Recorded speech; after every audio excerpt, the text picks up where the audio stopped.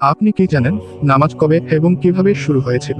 নামাজ বা ইবাদত শুরু হয় মানবজাতির প্রথম মানুষ হযরত আদম আলাইহি ওয়াসাল্লাম থেকেই।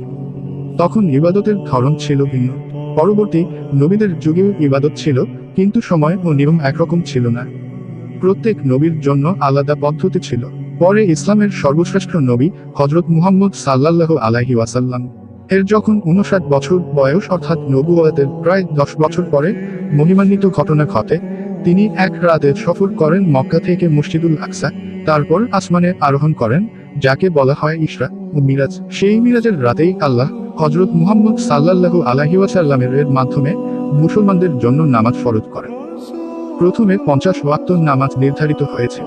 পরে হযরত মুসা আলাইহি ওয়াসাল্লাম এর পরামর্শে নবীজি হযরত মুহাম্মদ সাল্লাল্লাহু আলাইহি ওয়াসাল্লাম কয়েকবার আল্লাহর কাছে আবেদন করলে তা কমিয়ে 5 ওয়াক্তে আনা হয়। তখন থেকেই প্রতিদিন 5 ওয়াক্ত নামাজ বাধ্যতামূলক, যা কিয়ামত পর্যন্ত থাকবে।